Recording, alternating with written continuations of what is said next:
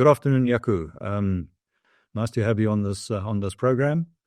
We're going to be covering Sylvania Platinum today with the Edison TV.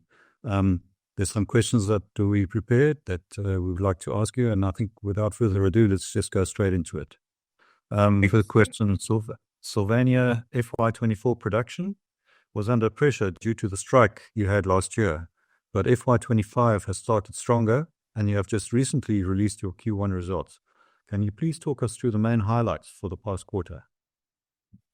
Thank you, Renee, and thanks for the opportunity. And if we look at the past quarter, I'm very pleased with the progress we've made so far during this first quarter, which has yielded strong results in line with our expectations. I think firstly, from a production point of view, we achieved a 12% quarter-on-quarter improvement from the last quarter we had, producing about 19,160 ounces. And we also, what's important, managed to achieve it safely with no significant safety, health, or environmental impacts reported during the period. As a result, we maintain our production guidance at 73 to 76,000 ounces for the 25 financial year, and we're confident about production going forward. On the financial front, although the PGM basket price has seen about a 2% decrease in the USD and US dollars and about 5% in rand terms, for the quarter specifically, it has since in the recent weeks seen a bit of an improvement. The increased production contributed for us to still post stronger financial performance. And our net revenue increased about 6% to $21.9 million for the quarter, and a group EBITDA increased by about 16% to $3.3 million for the quarter. On the cost front, we've had good cost control during the period, and also aided by the increased production. Our group cash unit cost decreased by about 8% in rand and 5% in dollar terms. So overall, a good financial performance. And then finally, we just updated some of our exploration and growth projects. The Thaba JV project is still on schedule and on track to be commissioned in the second half of the financial year, as we communicated earlier. And we also just updated investors on the full-spec updated scoping study that was released during August of this year, where we're seeing an improvement in the project APV and also in the life of mine for the project. So overall, I think a good set of results, which we're very positive about. Excellent. Good start to FY25. Considering both the financial and production improvements during Q1, how did you achieve these, and what levers can Sylvania still pull to increase its margin further? That is there further upside from the mill sale and Lesedi optimization strategy? And is FY25 guidance of 73 to 76k ounces of platinum group metals potentially conservative? Yes, thanks. I think, we mentioned earlier, we saw this quarter production levels return to where they were pre the strike affected levels, and following a slower than anticipated ramp up after the strike period, obviously towards the end of 24. But that, if this behind us, the production is strong, and we expect a strong production performance for this year. So we talk about margins because of our relatively high fixed cost ratio.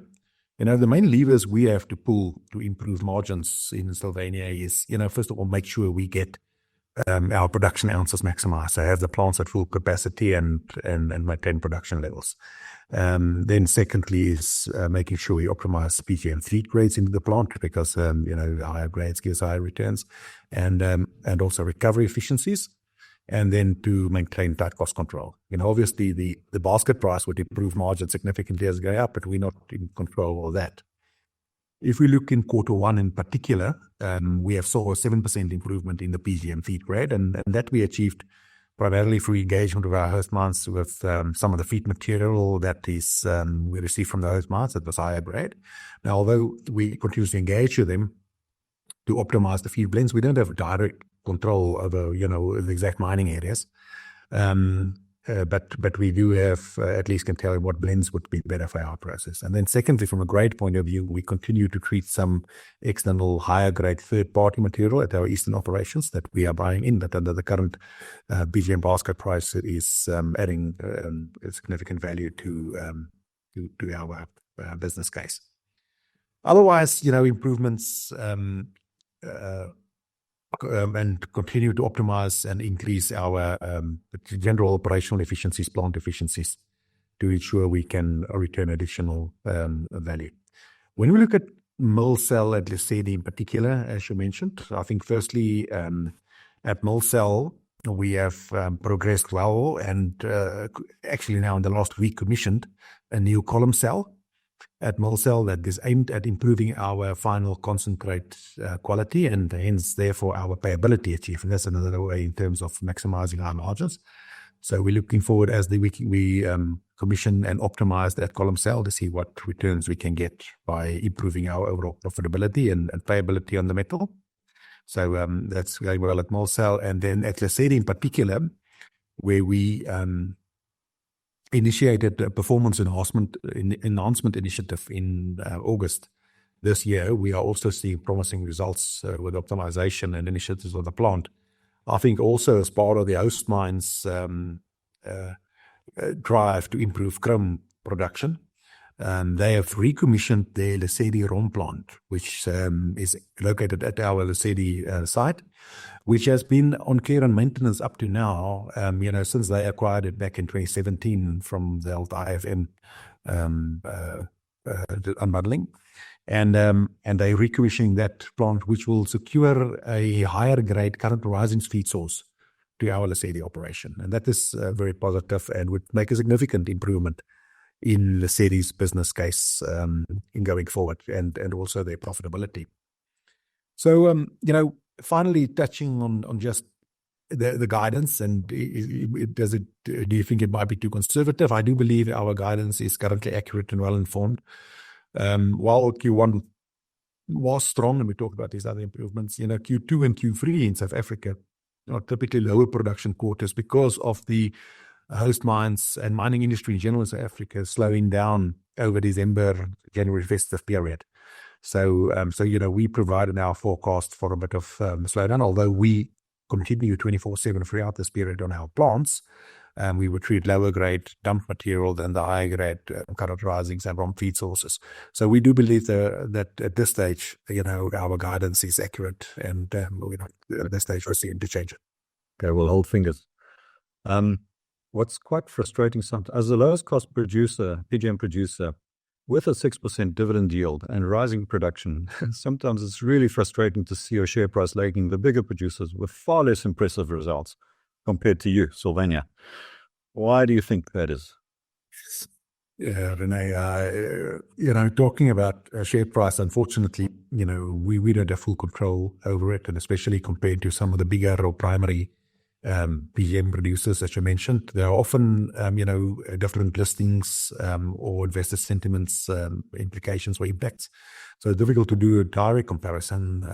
What we obviously try to do always is rather focus on the areas that we are able to control, and which should inform, the value and the share performance. So, and from that point of view, if we look at controlling the controllables, I'm very proud of our strategy in that regard. And we have a very consistent low cost strategy, very disciplined capital allocation policies, and also cash management. And the success of these strategies have been filtering through in our financial reporting, over the years. Obviously, I think something that must play a role as well is the PGM basket price performance and trends, and that has impacted companies across the sector, and many producers had to affect the job cuts, cut some of the production expansion projects. Whereas we have actually increased our workforce through the expansion of the Thaba, and we the continuing of the Twycross JV project, whilst maintaining our production level stable from existing operations, and also looking at maintaining our exploration investment in strategically to unlock value where we can there, and also to make sure we fund projects like Thaba and explore further opportunities similar to that. all whilst looking at maintaining our shareholder returns and maintaining our ESG commitments. So, and I think that's the other important thing when you look at share price and value of Sylvania. Through the strategy that we have, we've managed to deliver some very significant shareholder returns during the past years. A stable dividend since 2018. In this past financial year, 2024, we've paid out a dividend significantly higher than our, as dictated by our dividend policy. So, I think we're quite positive and proud about that. And then we've also had some significant share buyback initiatives over the past couple of years. So I think I'm confident that investors will see the value of our low cost strategy and being a profitable producer despite the market conditions. And we're sure that this will reflect and should reflect in our share price once a more favorable market environment returns. I think we're focusing on that. And I think maybe the last point that I know also investors continuously looking at growth. And, that's partly the reason why we looking and sought after the projects like the Thaba JV to diversify our commodity portfolio, and which will give us bigger exposure to chrome and alternative revenues that we can maximize our profits. Certainly a good outlook. Could you provide us with an update on the progress of your new Thaba, the chrome and PGM joint venture that you're developing? And also, what's the outlook for PGMs and chromite, and how will it affect this project? Yes, I think the Thaba JV specifically is a very exciting and a transformative project for us as a company. I think, it represents a significant and exciting diversification from our current business model and portfolio, where we just benefit from PGMs only at our host mines. Although we produce a significant amount of chromite already at our current operations, we don't derive benefit from it from the agreement with our host mines. But at Thaba, we will see direct exposure to chrome revenues. And, it will be quite significant because it's steady state.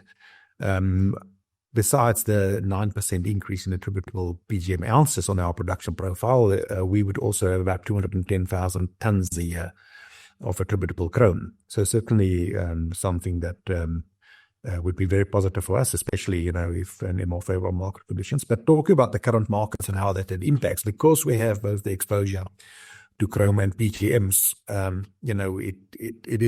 it gives us, besides giving us commodity diversification, it gives you also some shielding in the cycles in the industry. And it's very rarely, if you look at historical chrome and PGM price trends, that both are down at the same time. And I think, as many PGM producers at the moment have benefited from chrome, the chrome miners that a couple of years ago had benefit from the PGMs. So we do look at both the markets, I think, and we do have a positive outlook still on both chrome and PGMs. I think the chrome market has not seen the same difficulty as PGMs in this last year or two. In fact, they have seen very attractive chrome prices. And if we look at the fundamentals of chrome, where the supply, South Africa, with a major supplier globally, stock stainless steel demands will go forward. We have a robust outlook on chrome markets going forward.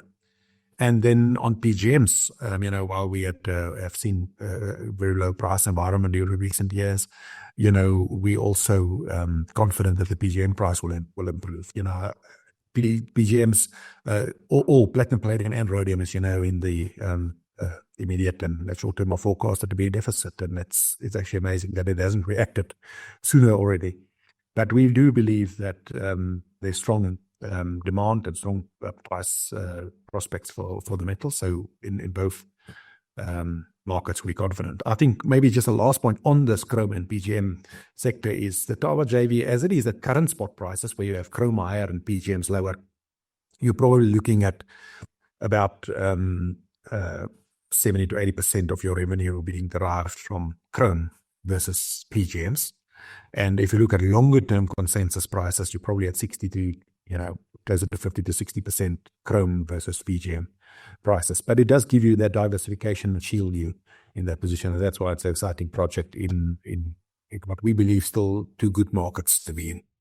It's like you said, I hope they are counter-cyclical. So if the one's down, the other one's up. So a good decision anyway. But just in terms of the market itself, we heard Sylvania cutting it back about 200,000 ounces of PGMs at a Stillwater mine in Montana. Do you think there's going to be more production cuts coming? Yeah, I think if you look at specifically the PGM cost curve and, where a lot of producers are under pressure in the current market, I do believe that there could well be some further cuts in the industry, and that should be supportive for overall market conditions if there is production coming up. I think also the balance between PGM and chrome prices, especially for the EG2 producers, is significant. But we saw chrome slightly pulling back this last few weeks, and that might put additional pressure on some of the major PGM suppliers. So I do think there is still definitely production under pressure in the current market. So there could well be it. From our point of view, luckily, the size of our production, where we are positioned in the lower third or quartile to third of the cost curve, we fortunately don't have to consider these drastic steps. And we have announced a program with steady. We were looking at optimizing operations, but we do believe that is under control, and we don't anticipate any specific cuts on our side. And we with the projects we have in hand, like the Twycross JV, actually, as I said, we continue to invest in and making sure the important for us is to get that commissioned and operating as soon as possible, because then we can benefit from the current markets. No, you're a very good spot on my cost curve anyway, on the quite close to the left-hand side. Just finally, Sylvania has 3 exploration projects on the northern limb, indicating potential good value add, and your recent Volspruit scoping study showed a significant increase in pre-tax NPV to $69 million. What is the significance of this to the future of the Volspruit project, which is closer to smelters compared to Aurora, the other project that you have, with its potentially shallow, higher grade reefs, Aurora that is? What signal will you need to press the trigger to bring them into production? Yeah, thanks. I think we're excited by the prospect of our exploration projects, with all the ongoing programs showing the potential and prospectivity for these projects to add value to our portfolio. You have mentioned the Volspruit project. We have just in August presented the updated scoping study on it, and as you mentioned, there was a significant increase in the NPV on it. I think though, when you compare the returns to the existing dump operation or a project like a surface project, which is a low-risk surface project like a Thaba JV, then we believe that we're not on strong par yet, and it's at the moment for us less attractive than those kind of projects. However, again, what are the levers to improve profitability on those projects? It is an attractive resource. We know what the pipeline for PGM projects look like going forward. So I think it is a good asset, and the way is to improve that is to make sure you improve metallurgical efficiencies so that you can get better concentrate grade and payabilities of your resource, and also to minimize your cost. And to that effect, we're currently busy with some optimization studies on Volspruit to see, okay, from the NPV, which is favorable, and the scoping study that we've done, how do we improve that? So how do we make that more attractive and more robust project even at the current PGM prices? So that's where we are with Volspruit, and we have some promising results that both in terms of concentrate quality and also at improving metallurgical performance that we are working on, and will throughout this financial year will be communicated to the market. Volspruit, obviously, from a regulatory permitting point of view, and everything is closer to development, if you want to decide to develop it, than the Aurora project, which where we have not done a scoping study yet. We have done MRE on a portion of the Aurora ore body, but which indicated some very attractive and high-grade reefs. So our focus currently on Aurora is to prove the continuity of the resource along the entire strike length, because that would help us to say what the overall size of resources and then that potential. But I think from a sequencing point of view, you're probably Volspruit slightly ahead of Aurora. Well, I think talking about signals, I think certainly a stronger PGM basket price would help. Those projects don't have any chrome content to it, so it's reliant purely on the PGMs. It has quite an attractive base metal content compared to our current resources, which is very low in base metals. So, copper and nickel exposure in those projects are also, byproducts are significant. So, yeah, overall PGM and also base metal prices would certainly improve. And then the other marker for us is to get the metallurgical performance. And then it would give you a better indication of these projects can be developed. Thank you very much, Jaco. I think with lowest cost in the business, I'm pretty sure, with the lowest labor complement per ounce produced, and with the highest dividend in the sector, 6%. I mean, that's really quite high at this point in time in the PGM cycle. I really hope that some investors will start focusing attention on Sylvania. But thanks very much. Thanks very much, Jaco. Thanks. Q&A. Thanks for the opportunity. Great. Thank you.